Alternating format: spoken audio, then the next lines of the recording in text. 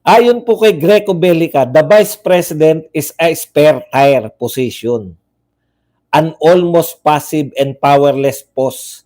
Kaya no other country impeach their Vice President dito lang sa Pilipinas. Correct. Tama po. Naudlot na Congressman Greco Bellica. Tama po. Spare tire. Masakit man pong pakinggan, spare tire, lalo na kung hindi nyo binibigyan ng pondo. Di ba? Nakaisip na maganda. Si BP Sara lang po nakaisip na magkaroon ng sariling security group. Tinanggal. Si BP Sara lang po nakaisip na magkaroon ng mga satellite offices yung Vice President sa iba't ibang parte ng Pilipinas. Hindi pinondohan. Marami po naiisip si BP Sara eh. No? Pero dahil walang kapondo-pondo, no? Tapos siya pa yung nakakantyawan na biyahe ka kasi ng biyahe. Yun yung masakit, Antikler, sa lahat ng sinasabi mo. No? Malaking issue sa inyo, kayong social media, kayong mainstream media, malaking issue sa inyo yung pagbabiyahe ni BP Sara sa Dahig. Para namang namamasyal talaga. Sige nga, patunayan nyo nga na namamasyal lang. Itong problema rito sa mga mainstream media, alam nyo naman kung bakit naroon sa BP Sara. Kung hindi nyo pa alam, ibubulong ko, sasabihin ko para malaman nyo pinakulong nila si Tatay Digong, dinadalaw ng anak. Ito po, totoo po ito Vice President is spare tire. Huwag po kayong masaktan. Yan talaga trabaho ng Vice President. Magkakatrabaho lang yan pag magaling yung Vice President, makakagawa siya ng mga proyekto. Spare tire po.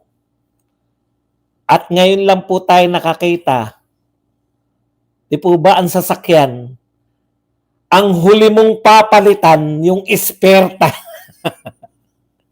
May nasira sa sasakyan. Puta, hindi tayo maandar Ano ba ang problema? Palitan natin yung spare tire, baka umandar tayo. Pumupugak-pugak.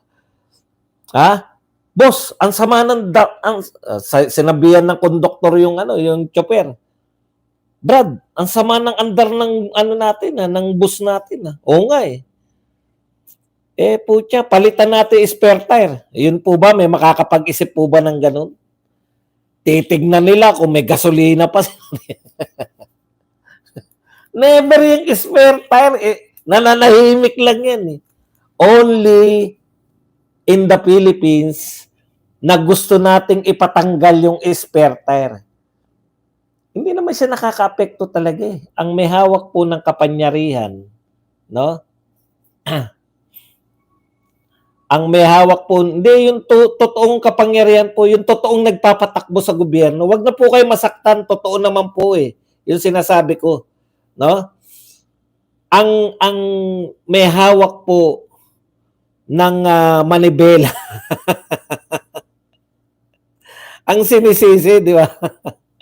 Puta, magagalit yun. Puta, hindi mo ba nararamdaman to? Hindi ako marunong mag-drive, Puta, hindi mo ba nararamdaman may katok na to? Naririnig ko to. Puta, kumakatok na to, hindi mo man lang dinala sa sa may binahe mo pa rin. May katok na nga tong kung ano man yung may katok na yun. Okay. Pag-uusapan natin, ito po habang pataas ng rating ang mga Duterte, habang po patuloy pa rin na nakakulong si Tatay Digong at umiiral to, may mga investigasyon sa sabong, walang katapusan na investigasyon para pasamain ng Duterte. Akalain nyo yung mga nanalong iilang dilawan, nagtatalo-talo pa. Nakakatawa rito, ito pakinggan mo natin, ito si Odi Guimora. Yes, nag-react po to kasi alam nyo naman ngayon, marami pong bumabanat na dilawan. Dilawan na lang, lahat naman yan dilawan. Sige, dilawan kakamping. Marami pong bumabanat kay Bam Aquino at saka kay Kiko Pangilinan. Bakit sasama sa majority? Bakit hindi sila sumama sa in-announce ni ni Hontivirus, no? Kasi simula pa lang po natin, bakit hindi sila sumama sa in-announce ni Hontivirus na sila po ay magiging independent minority candidates, no? Silang tatlo. At dahil po diyan ay marami na naman pong nagsasabi na traitor, no? Itong si Kiko at saka to si Bob. Hindi po tayo interesado rito. Naaaliw lang tayo. Kasi alam niyo, napaka-konti na nila, nag-aaway-away pa. O, eto po, yung sinabi ni Leni Robredo. Si Leni Robredo po ay pabor sa ginawa ni Kiko Pangilinan at saka ni Bam Aquino. Okay. Pabor siya na sumapi sa majority. Di ba? Ito po, pakinggan natin si Leni. Marami pa rin kasi tayong mga kasama na mas puso yung pinapairal. Ayan. So dapat ngayon lang na-realize, no, ni Leni Robredo na ang pagpasok pala sa politika ay hindi kinakailangan yung puso-puso. Walang puso ka dapat para ka maging mahusay na politiko. Mas emotion. Ako, kung gusto nating manalo, di pwede yun eh. Kung gusto nating manalo, kailangan mas malayo yung pagtingin natin at mas malawak. Ngayon, parang one false move or one move ng isang kandidato na hindi sang-ayon sa kanila, aawayin nila. Mahihirapan tayo na wala tayong espasyo para doon sa mga hindi eksakto sa paniniwala natin. So makikita natin yung pagiging talagang baliktarin itong mga dilawan, no? Yan mula kay Leni na ang tigas-tigas niya na no compromise, no? Talagang kaaway niya kung kaaway. Ngayon willing na siya na makisama sa mga majority para sa politika, para kung gusto nilang manalo. Kita nyo na? Nag-aaway-away po ang kakarampot.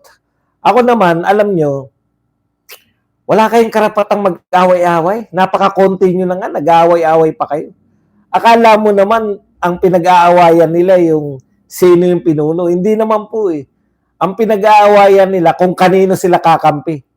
Kung kakampi ba sila kay Chis Escudero o kakampi sila kay Tito Soto. Alam niyo yun? Hindi po yung eto gagawin natin para tayo magiging pinuno. Hindi po eh. Kung kanino lang tayo kakampi. Kung kanino lang sila sasanib dahil sa kawalan nila. Nag-away-away pa kayo. Tatatlo na lang nga kayo, nag-away-away pa. Ganyan po talaga, pa-distract na sila. Kaya makakabangon ba yan? Malabong makabangon na yan. Lalo na pag si BP Sara na. Anyways, ano po ang sitwasyon ng bansa natin ngayon? No? Ang bansa po natin ngayon ay magtotohanan na tayo. Pinakamalakas na suporta sa mamamayan, yung mga Duterte. Bagamat pinakulong nila si Tatay Digong, bagamat inihablan nila sa sari-saring korte kasama na ang impeachment court si BP Sara, na natili po na pinakamalakas na puwersa. Napatunayan na natin yan na ang pinakamalakas na puwersa ngayon sa Pilipinas politically ay ang puwersa ng mga Duterte, no? Kaya kami may karapatan, yung mga vlogger ng Duterte, yan na may mga karapatang mag-away-away. Ang dami. Kaya yan, panoorin lang natin na mag-self-destruct na yung mga yan. Okay. So, sa makatwid, mga kapatid, hindi natin problema yung pinoproblema ng mga dilawan.